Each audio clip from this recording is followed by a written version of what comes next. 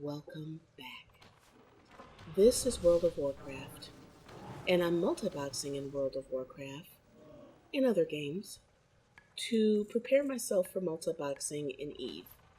I asked, I was asked why I'm doing that, and this video is to explain that. So I'm going to explain what multiboxing is. This is actually dual boxing right here, and I'm going to explain and show why it is that I'm picking another game to prep for Eve. So what is multiboxing? Multiboxing is playing multiple instances of a game at the same time. Since I'm playing two, this is dual boxing. You can play as many characters as you can afford to play or have the resources to play to multibox. Now keep in mind that all companies, gaming companies, don't allow multiboxing. Guild Wars 2 is one of them. Eve does not mind multiboxing. They do not endorse third-party software because they can't guarantee that that software will always remain within the EULA, but they don't have a problem with multiboxing. The difference between multiboxing and botting is automated. I can initiate the script, walk away, and it's going to perform those actions as if I was sitting there. With multiboxing using IS Boxer, that's the software I'm using, I have to hit the keys. Okay, you see the redhead, she's not attacking? Remember that. I'm going to come back to that in just a second. So, and what IS Boxer does is when I hit the key in one program, it flows it through to all of them so that they work in sync with one another. As I said, this is not boxing because I have to hit the key. And you just saw that even when I hit the key, that doesn't necessarily mean that the character is going to do what I want it to do unless I'm doing what I'm supposed to do to make sure that the character does what it's supposed to do. I hope that made sense. But with botting, that wouldn't have happened. So, why am I picking World of Warcraft to practice? Well, it's not only World of Warcraft. I'm going to do this in Neverwinter and several other games. And the reason why is because of the game mechanics between the two games, which I am going to show you. This is a quest I've done many, many, many, many times, and I am going to do this quest wrong. You're going to see in just a minute. Cause my toon to die, and you will see the difference between death in this game and death in Eve.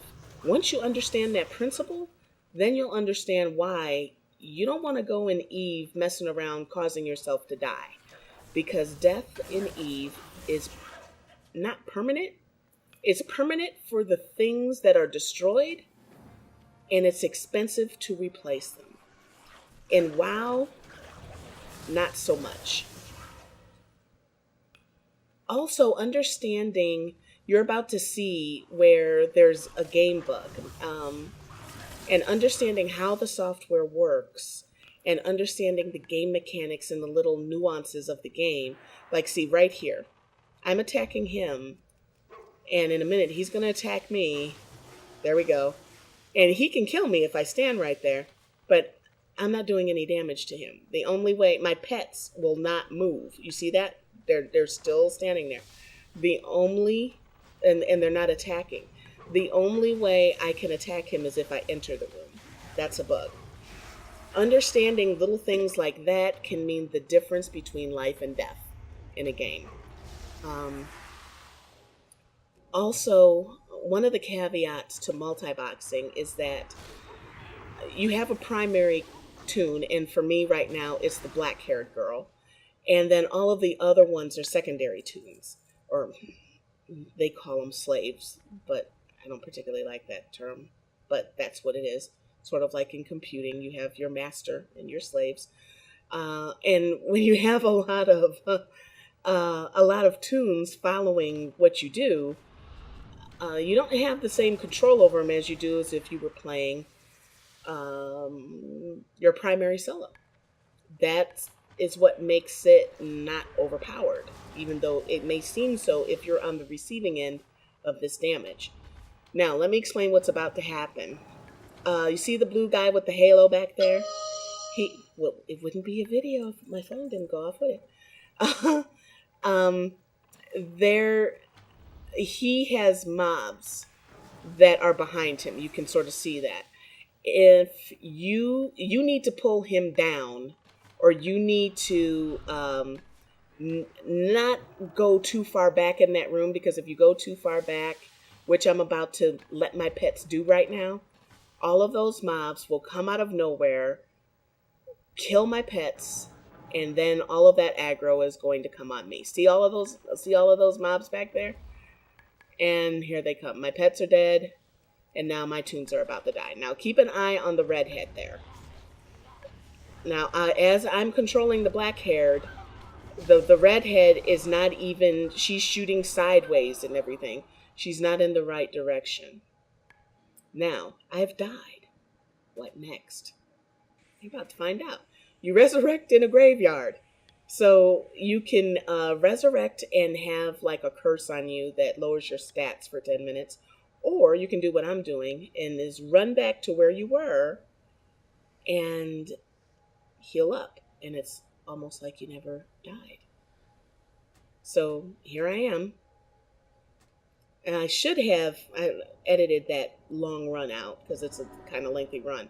So when you come back, you spawn your pets, you revive your pets, heal them up, heal yourself up, and like I said, it's like nothing ever happened. I'm killing things and my pets are still, you see everybody. I didn't even bother healing anybody up yet. You see what I'm saying? In Eve, when you die,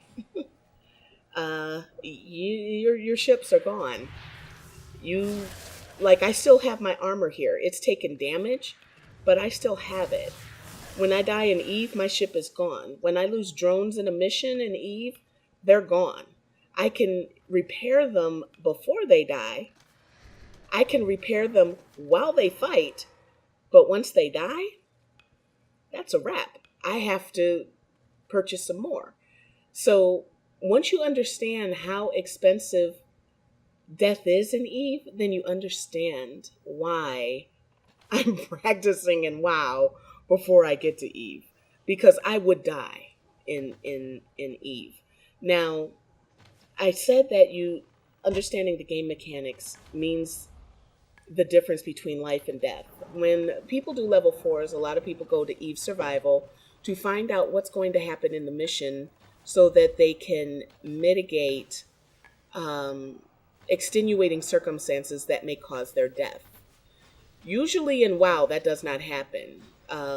There's more freedom to explore, more freedom to experiment, because death doesn't come as of a higher price.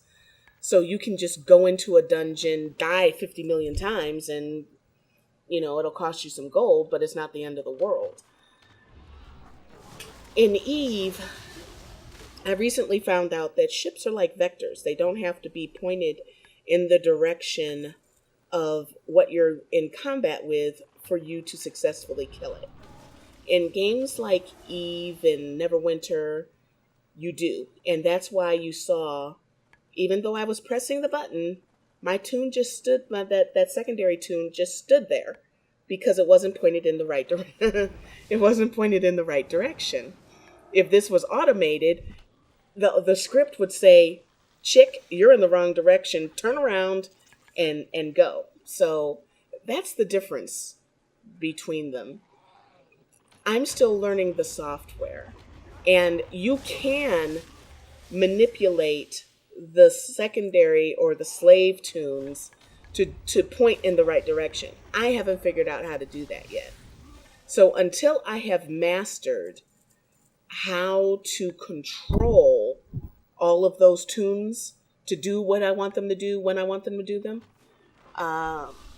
at that point, then I will feel comfortable going into Eve and risking the expense of losing those ships.